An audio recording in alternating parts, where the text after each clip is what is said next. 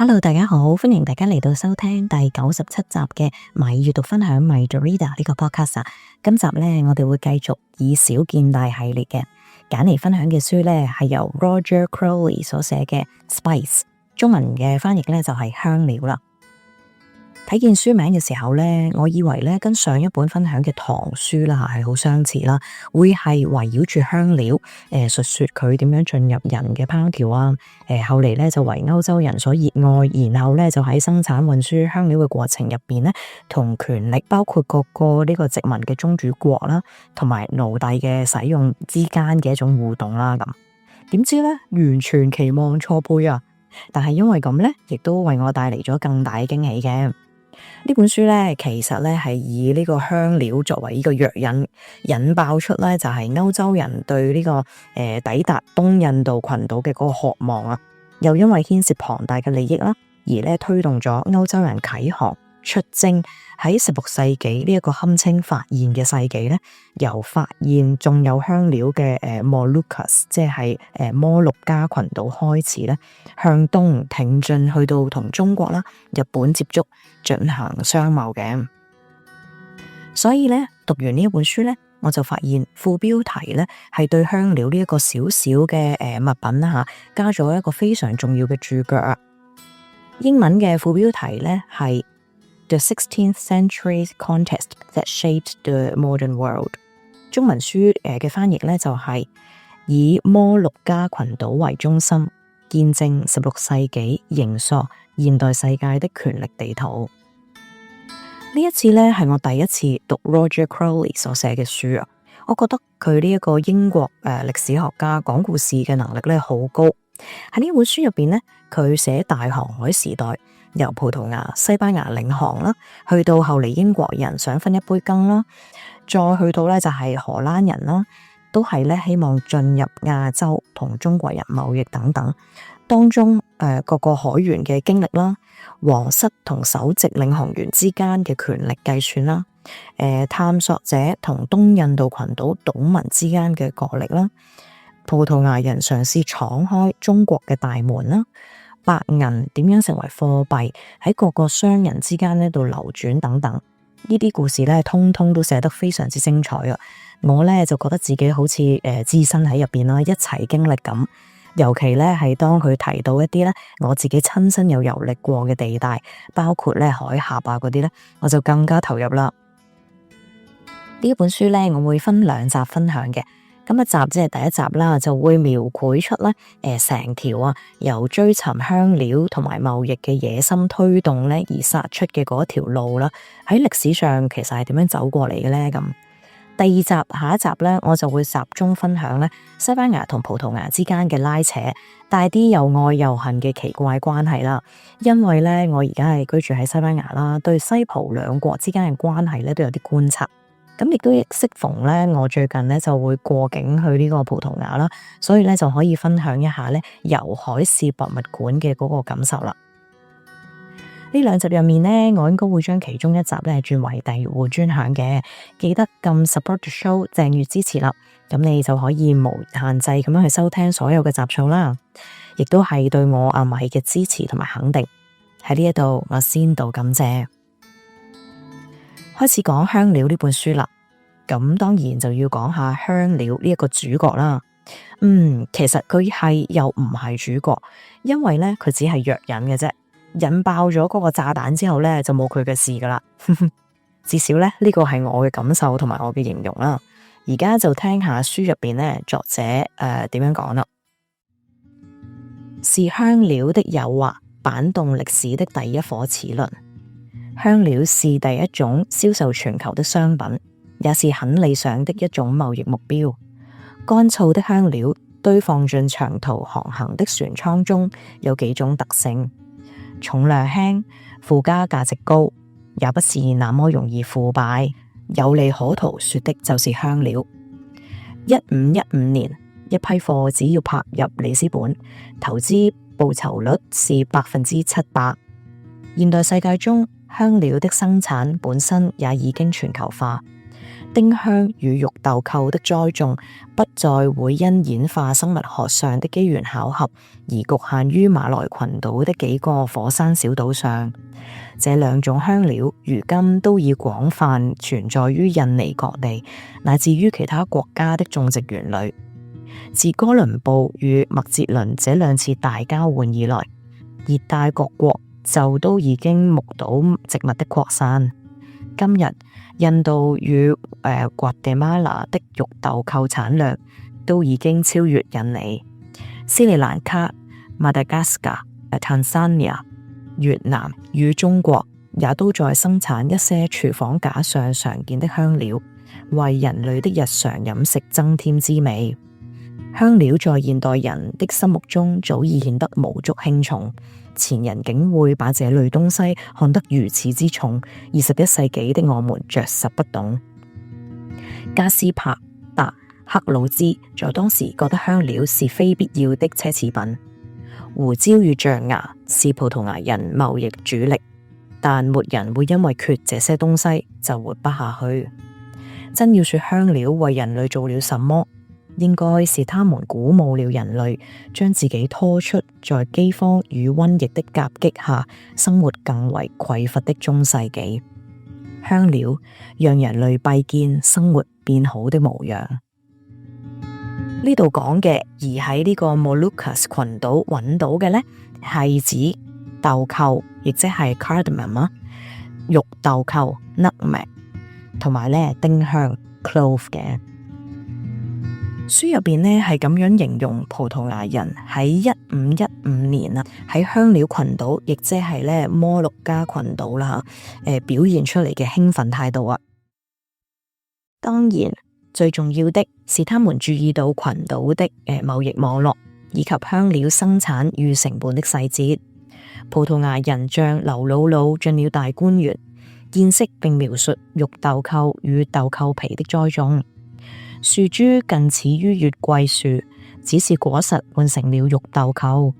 玉豆蔻上頭披着像是花朵的豆蔻皮，然後豆蔻皮上還裹着另外一層厚厚的果皮。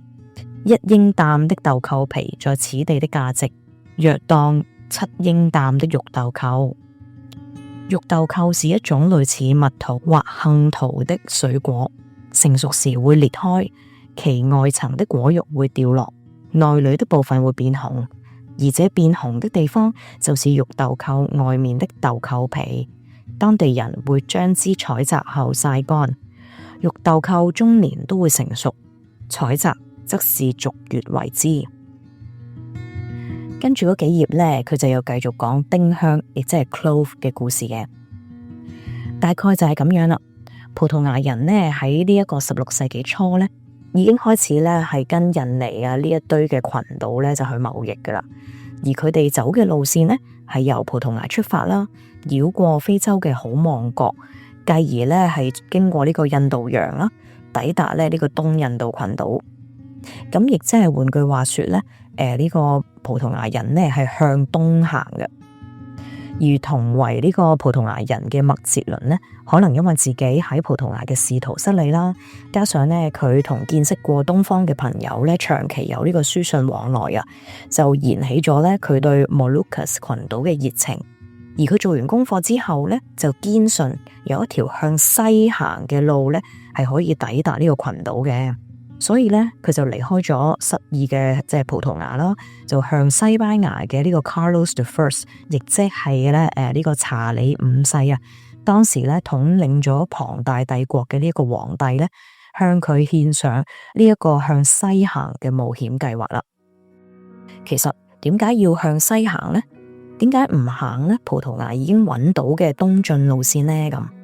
一嚟呢，嗰個係葡萄牙嘅地頭啦，西班牙要經過。尤其咧，佢係要着陸去進行補給嘅話咧，都係侵犯咗葡萄牙人嘅領土同埋領海主權嘅。二嚟咧，當時有一條叫做托爾德西里斯亞嘅條約啦嚇，亦即係咧西葡呢兩個國家瓜分新世界嘅條約啊。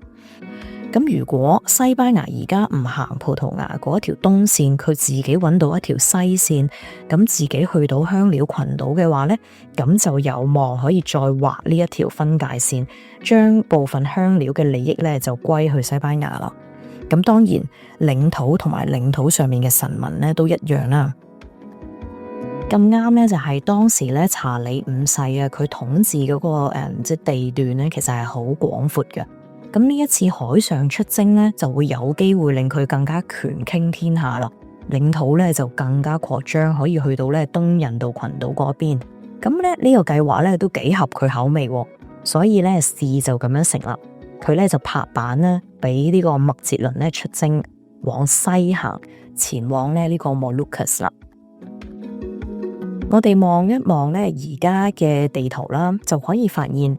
向西行咧，其實就會經過大西洋啦。咁佢要先去到南美洲，再穿越南美洲一啲嘅海峽，先至可以入到去太平洋。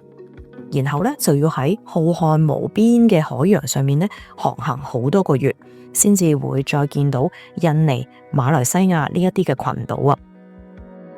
喺閱讀過程入邊咧，我嘅心情咧不時都會隨住呢一啲船隻上面嘅領航員啊同埋海員嘅心情咧去起伏噶。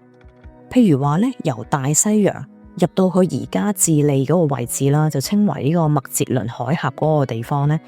原來咧費咗好大嘅勁啊，以至佢哋最終咧揾到嗰條海路逃出去太平洋咧，就覺得超感動。殊不知另外一個極大嘅挑戰咧，就喺佢哋前面等住佢哋啦。星期三，1520年11月28日，我們豁然開朗地駛出海峽，讓自己被包覆在太平海中。包覆這個說法，感覺比較像是皮加費塔在經驗過後進行回想所進行的修正，就像太平海裏的太平一詞也是。當海峽的潮流有如一隻巴掌拍在反向湧過來的新海水上，艦隊的小船們全都能感受到那股撞擊的能量。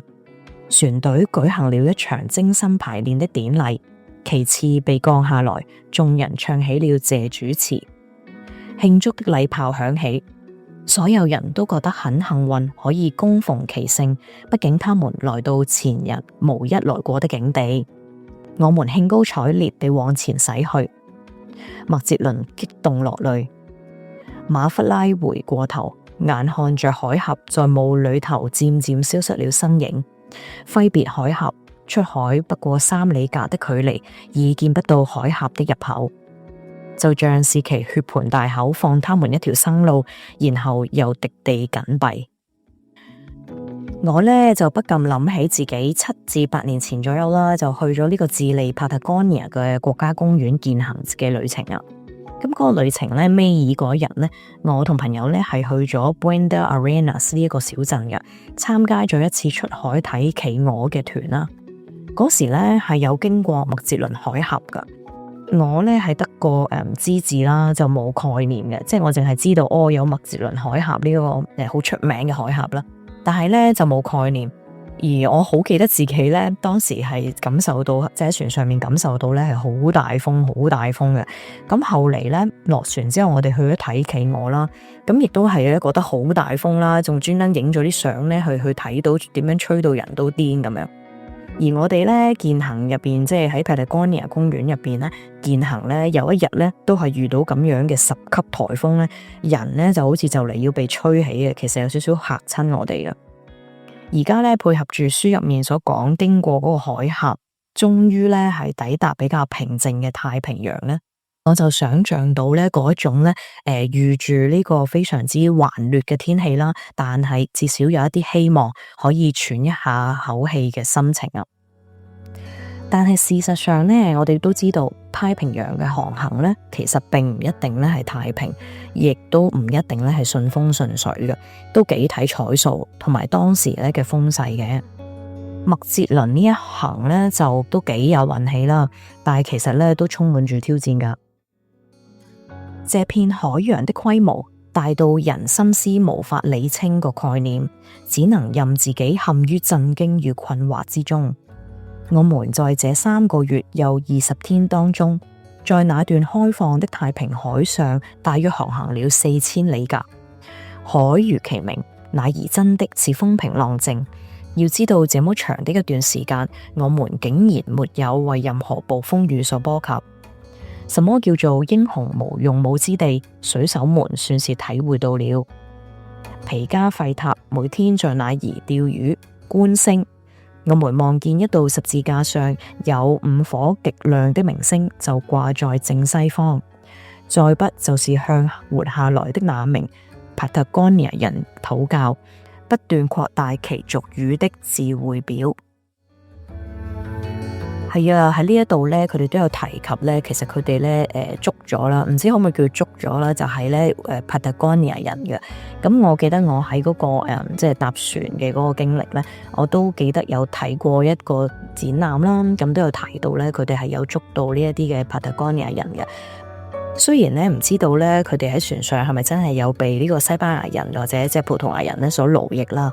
但係咧呢一次咧係歐洲人第一次咧係對另外一個人種啊，即係好似覺得佢哋係完全唔同嘅人種咧，去進行一個人類學嘅研究。咁呢一種嘅態度咧，都係引起咗後嚟好多人類學家嘅反思嘅。3個幾月咧，佢哋喺太平洋啦，咁就冇咧掂過任何嘅陸地嘅，所以佢哋係冇進行過咧任何食物嘅補給嘅。咁我諗各位聽眾都可以想象到船上面啦、船員咧嘅飢餓情況啦。以下咧就係喺眾多嘅航程入邊咧，其中一幕咧比較慘絕人寰嘅例子啊。其實呢本書入邊咧記錄咗好多唔同航程入邊咧所即係經歷嘅一啲可怖情況，呢個只係其中一例啫。我們還吃了一些覆蓋在主桅杆帆架頂端的牛皮，那些東西原本的用意是要避免帆架摩擦執之索，而今經過風吹日曬雨淋，那些牛皮已硬到不行。我們將之泡在海裏4-5日，再置於灰燼上一段時間，就這麼開墾。我們還會吃木板的巨蟹，鼠貝一隻要賣半 ducat， 有錢還不一定買得到。但說起在其他所有的厄運之中，接下來的才是最慘的。我們有些弟兄的上下排牙齦開始腫了起來，這導致他們無法進食，活活餓死，因此丟了性命的有19人，外加那個巨人和一名來自巴西的印第安人也是。25或30人在此期間得了病，問題有的在手臂，有的在腿上，或是在其他地方。所以說安然無恙的人真的寥寥無幾。喺呢度呢，我就想分享一段小插曲啊。喺錄音之前1-2日啦，我咧先至經歷咗呢個西班牙有史以嚟第一次嘅大停電啦。咁我住喺馬德里嘅近郊區啦，咁我只係經歷咗冇電7至8個鐘左右啦。我當時咧係一啲慌張都冇㗎。一嚟咧之前係有做呢個萬一打仗要點樣走難嘅一啲功夫同埋心理準備啦。咁第二嚟咧就係因為呢一啲海員嘅故事啊，令我覺得咧而家面前發生嘅一切咧一啲都唔刻苦啊。書入邊呢一啲海員面對咁惡劣嘅環境啦，仍然嘗試維持士氣同埋堅守崗位咧，係令我非常之佩服嘅。人其實可以好堅毅嘅，我咧唔會咁易死嘅。講翻麥哲倫船隊啦，佢本人咧就喺1521年4月咧就抵達咗菲律賓，但係喺一場戰役入邊咧係被殺死啊。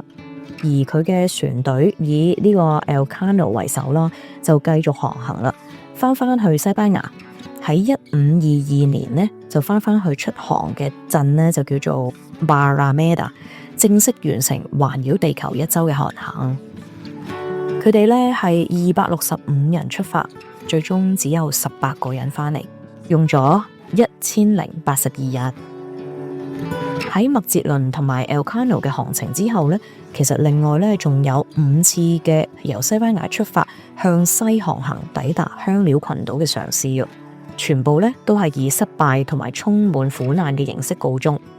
因此呢，係自16世紀中期起啦，查理5世呢就冇再派遣船隊出去啦。至少暫時咧唔係由西班牙出發，後嚟咧其實係由新西班牙出發，亦即係墨西哥嗰邊出發啦，經太平洋抵達西班牙新統佔嘅菲律賓 Manila， 再喺嗰度進行嚟自亞洲各地嘅交易商貿。呢個時候咧，我哋就踏入咗16世紀嘅中後期啦。我哋又停一停，望下張地圖啊。喺16世紀初啦，西班牙人咧就透過出航揾到太平洋，同埋發現跨越佢嘅可能。而喺呢一啲海上航程入邊咧，有佔領同埋俾菲律賓各個民族向西班牙低頭嘅機會，所以咧就連起咗咧成條貿易線啦。亦就係嚟自殖民地 Bolivia 呢一個 Potosi 嘅呢個地方所掘掘出嚟嘅白銀啦，通過 Mexico 即係墨西哥嗰邊出海啦，經過太平洋抵達馬尼拉，喺嗰度咧就同各地嘅商人，尤其係嚟自中國嘅啦，就進行買賣啦，亦即係咧以白銀買得中國出產同埋製造嘅，尤其係絲綢同埋瓷器啦。亦都有咧嚟自日本嘅一啲金屬同埋手工藝品，而呢一啲商品咧就會點咧？就經過太平洋，再經過大西洋，就運到去西班牙同埋咧歐洲其他國家去啦。呢一條咧就係海上絲綢之路。作者 Roger Crowley 咧係咁樣精要咁點出中國嘅拉力咧係好強大嘅，白銀咧或者當時稱為呢個銀元啦吓，又扮演住咧係非常重要嘅角色。白銀變成催生全球化貿易的關鍵通貨。雖然說歐洲人合其水準以上的船堅炮利，扮演着白銀的運輸者與中國產品的買家，但在背後推動貿易網絡四通八達的經濟引擎，其實是中國。當時一如現在，中原之國負責生產，歐洲則擔綱消費，如同原子間的碰撞，那當中隨機折射出的後果擴散至全球。墨西哥城成為一個有錢到不講理的城市。Felipe II 有經費可以在歐洲多線作戰，白銀則促成奴隸貿易。葡萄牙奴隸主出口被找的非洲人到南美，以交換成功抵達巴西的走私白銀。菲律賓本身沒有太多可供剝削的資源，頂多就是為數不多的玉桂、些許黃金、蠟與硬木。但馬尼拉得天獨厚，為處於眾多貿易航道和生產重鎮所交織出的網絡中心點。Legazpi 幾乎當下就明白何以佔領馬尼拉灣如此重要。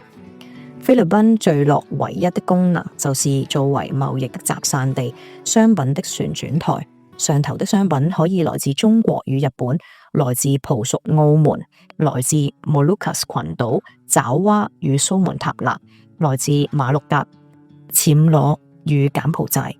馬尼拉為商人開啟搶手商品的寶箱，裏頭首先裝着的自然是中國的東西，絲綢與瓷器、地氈、玩具，乃至於各種由獨具巧思的匠人以妙手打造出的玩意兒。再就是 Moluccas 群島的香料，日本的青銅與黃銅、琥珀與精細木工產品，印尼的象牙、麝香、紅寶石與藍寶石，印度的棉花產品，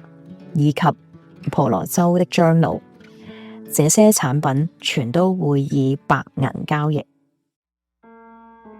我一邊讀呢一啲嘅故事啦，一邊呢心裏邊就串起自己去拉美旅行所認識到嘅國家同埋相關嘅歷史啦，同埋呢而家身處西班牙對港口啊、地理上以至皇帝嘅一啲歷史嘅認知，反覆咁樣換味啊，就好似呢一直散收收嘅資訊呢，而家呢就比較全面同埋有所扣連咁樣去吸收呢，成為知識啦。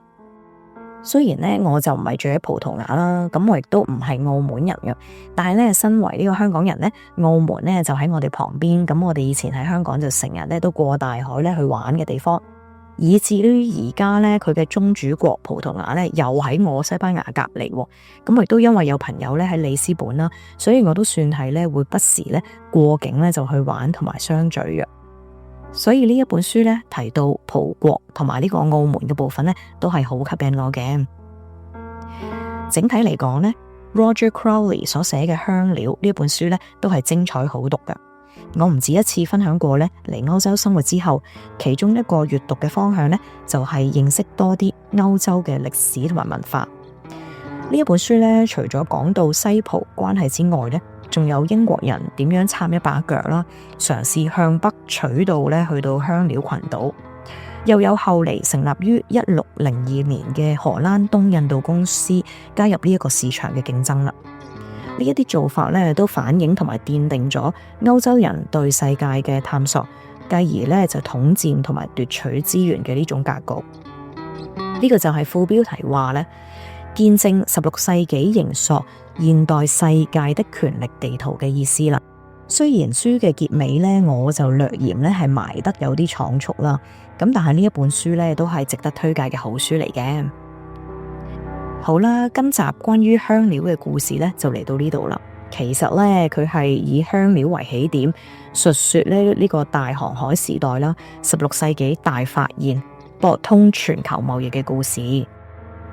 下一集呢就會繼續嘅，不過呢就會重點分享西葡嘅關係，同埋我去到呢里斯本嘅博物館所收穫到嘅。你哋聽緊嘅係米閱讀分享呢個 podcast。覺得好聽嘅話，記得返嚟收聽，同埋介紹俾朋友聽啦。下星期再會大家。